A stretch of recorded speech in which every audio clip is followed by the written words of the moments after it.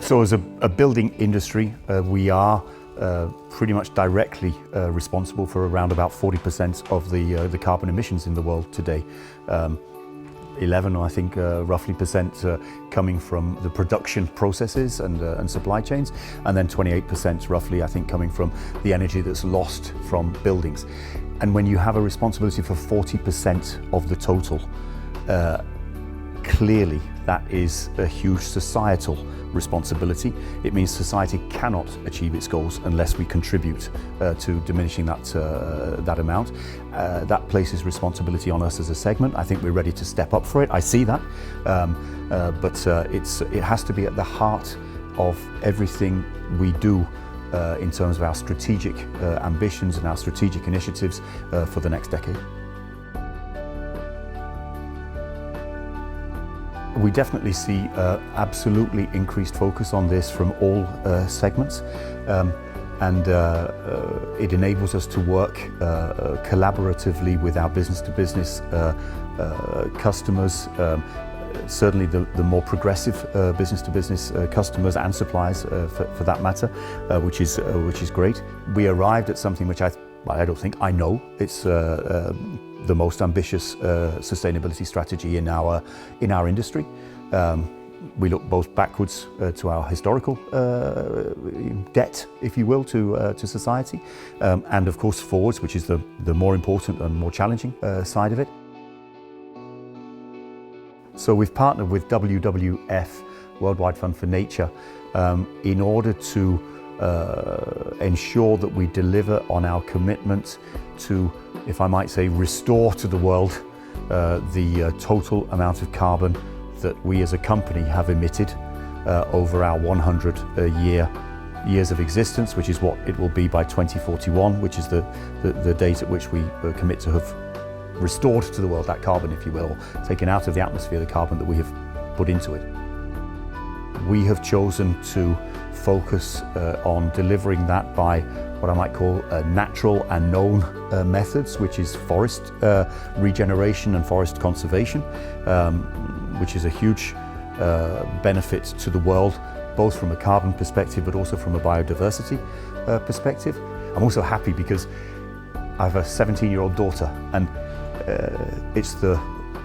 she says to me, "Dad, this is the first interesting thing you do in 27 years of working in roof windows." So.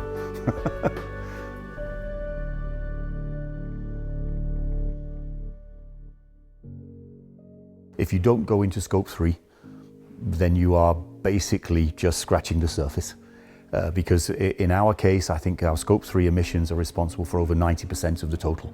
So not going into scope 3 would have no meaning in real terms. But of course, scope 3 is the most complicated, and it requires us to redesign products. It requires us to innovate in materials. It requires that we work very, very closely and collaboratively with our suppliers. And in Velux, 3 of our biggest components, it's not rocket science, that is wood, aluminium and glass. We make windows. So 2 of those 3 are really energy intensive industries. And so we need to work with suppliers from the aluminium industry and from the glass industry about how do we get to a net reduction of 50%, because that's what we have committed to in Velux. It means that a window you buy today, if you bought that same window, functionally same window in 2030, it will have 50% less carbon required to produce the window that you get in 2030 than today. It's a huge change.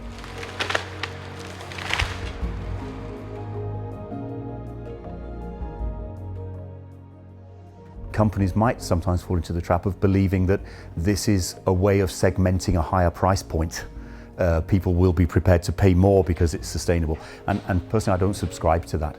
First of all, because it intimates that this will only be a part of what I deliver, and it needs to be the whole of what we deliver.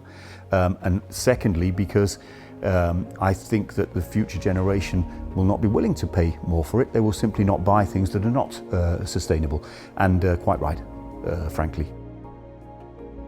My desire, my wish would be that everybody is brave enough to set themselves the goal of doing more than they think is possible. And that is companies, that is also governments, politicians. Let's put in place the measures that are needed to drive this agenda, to reward the companies and the actions that are supportive of a green transition, and be brave enough to do those things, even though they might not always be the most easy and the most popular, because eventually that is our responsibility.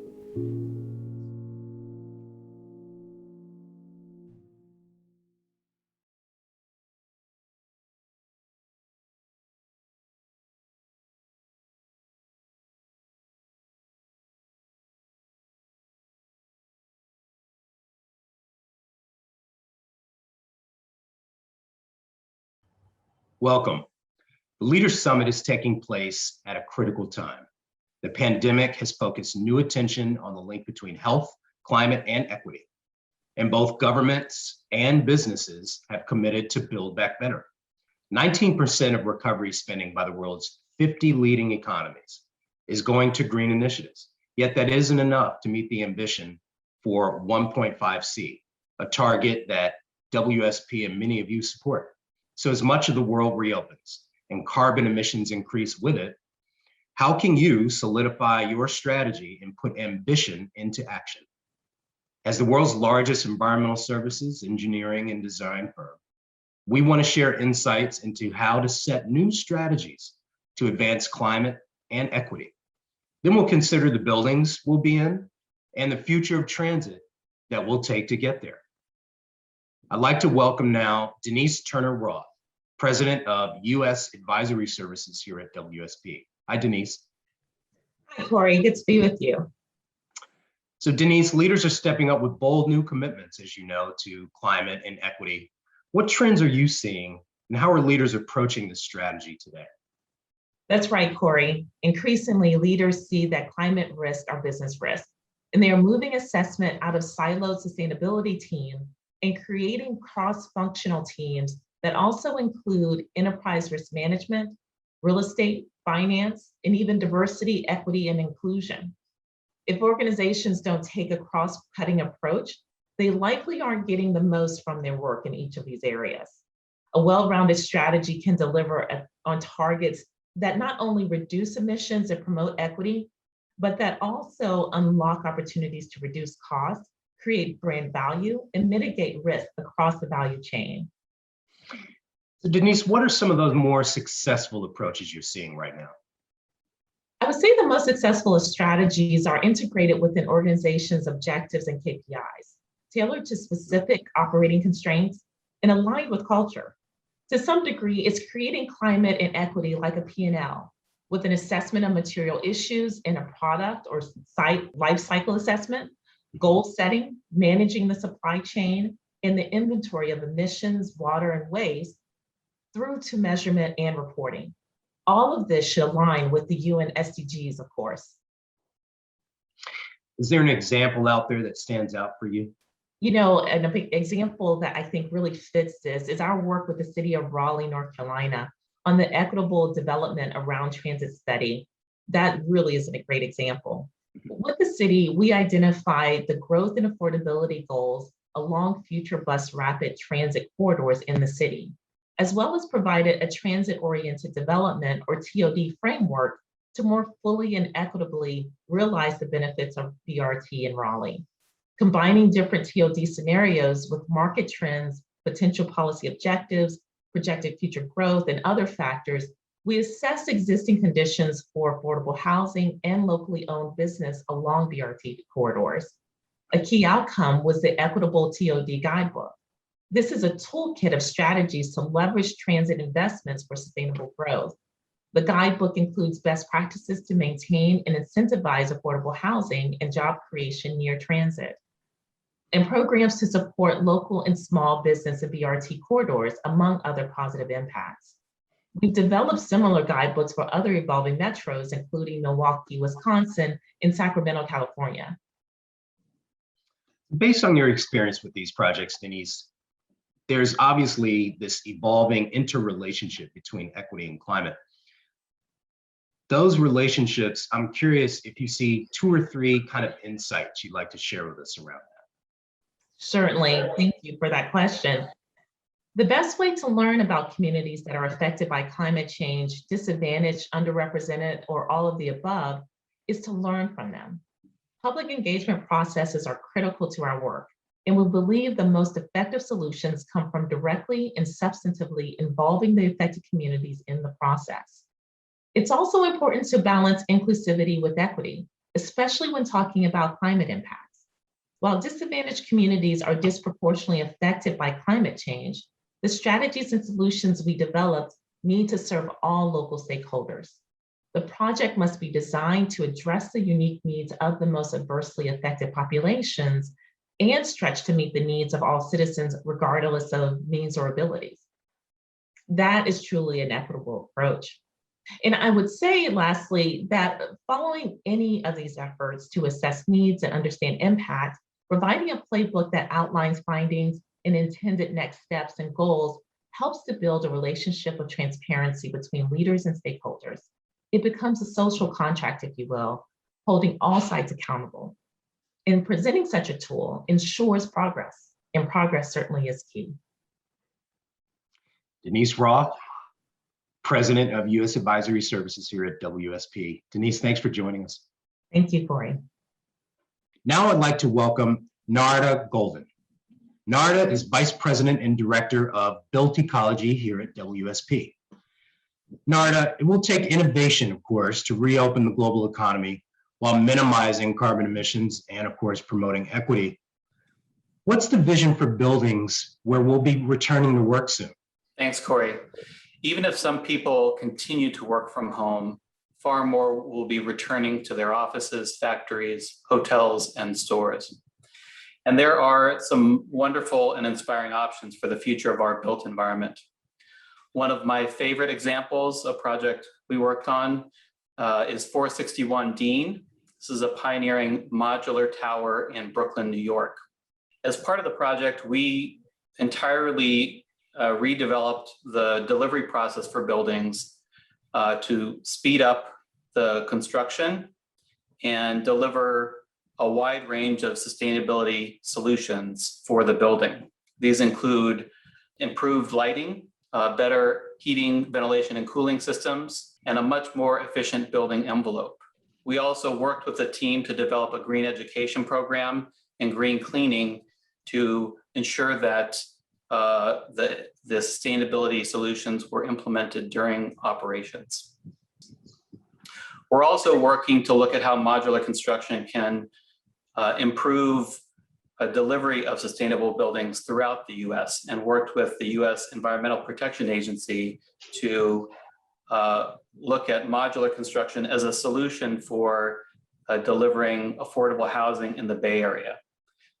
A similar project in Boston, 101 Seaport, has ambitious sustainability goals, including the objective to achieve LEED Platinum certification.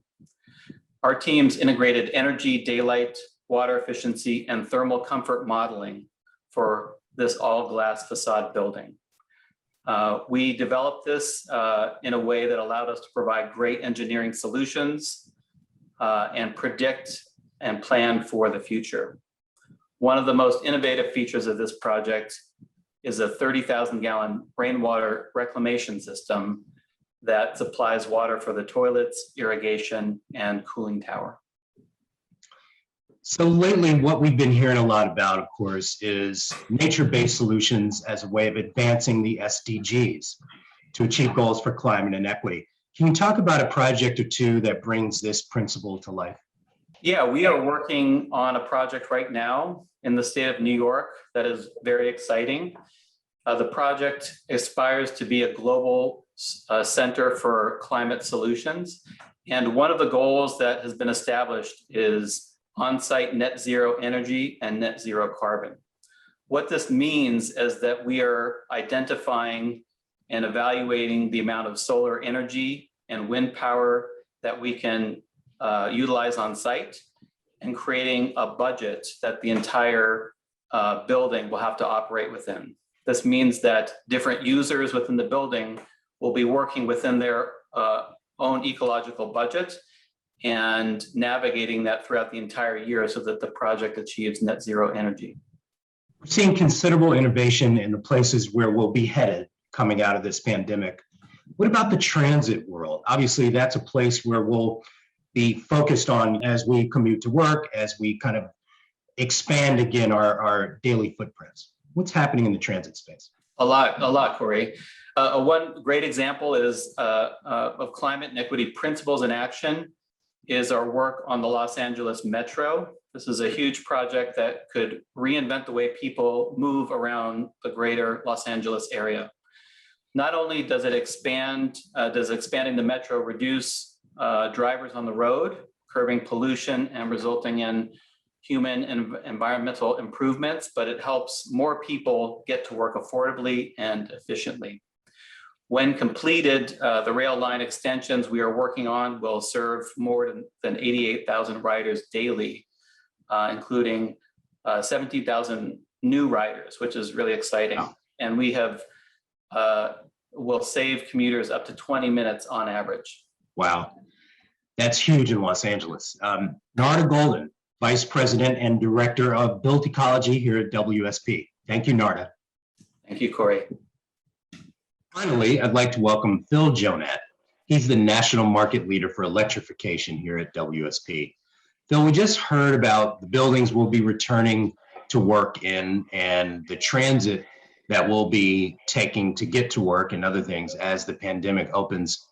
But EVs, electric vehicles, are another major trend. What insights can you share about that? Well, EVs are a really hot topic, Corey.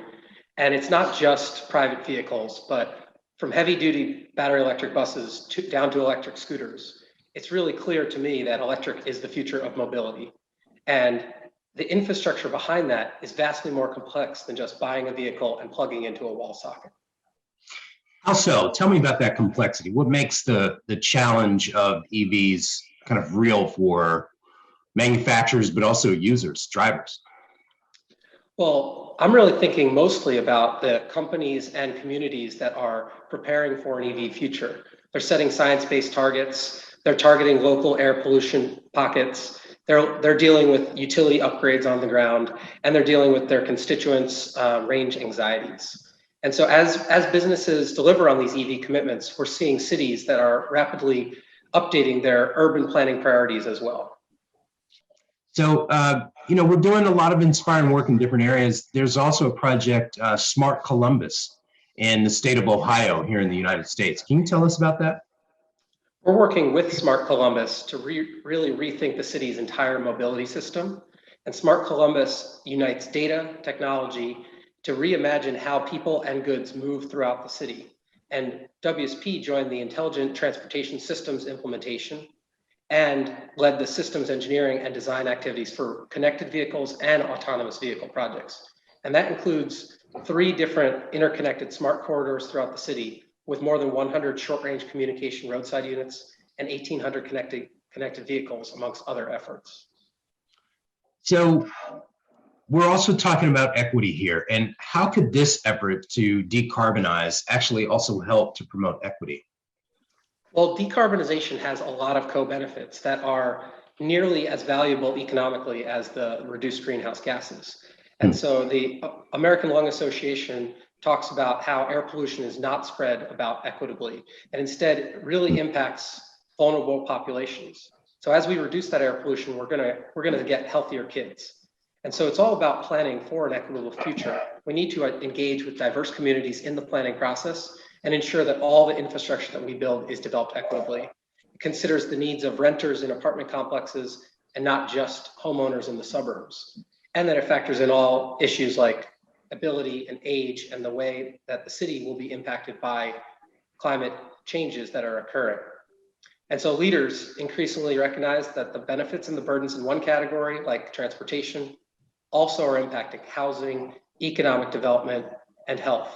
And these challenges are too large for any one organization to solve on their own. So collaboration is becoming increasingly critical. Thanks, Phil. That's Phil Jonat, National Market Leader for Electrification here at WSP. And in closing, I'll tell you that you can find further insights from leaders like Phil, Denise Turner-Roth, and Narda Golden at WSP's Content Studio. And for conversations about future-ready trends, shaping our environment, shaping our society, I invite you to follow WSP on LinkedIn for upcoming episodes of our live conversation series, Future Ready Live, with Lou Cornell, our CEO. Thank you.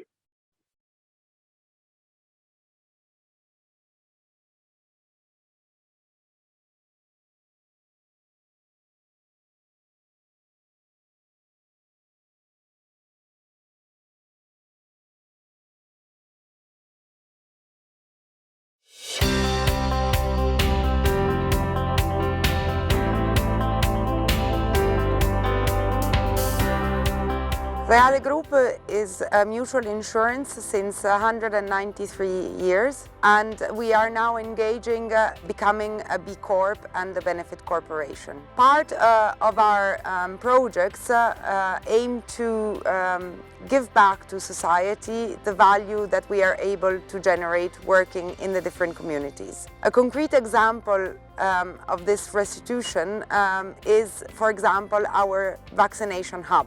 In April 2021, we set up a vaccination hub which aims at vaccinating the entire region of Piemonte and Torino by working closely with the region itself and with the local sanitary company.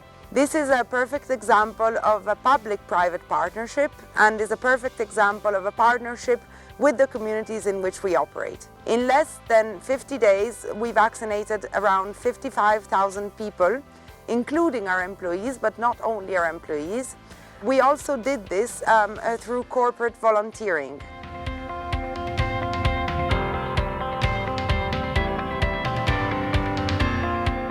About 114 volunteers of RALEIGH Group work here every day to support the people who need their vaccination and to help them go through the process. We are extremely proud of this project, and we believe that this is a really concrete example of what a mutual insurer that has in its DNA the values of corporate social responsibility can give back to society, and the way that we do it is aiming at doing it very concretely and in a very short time to help all the public institutions to go through the vaccination plan.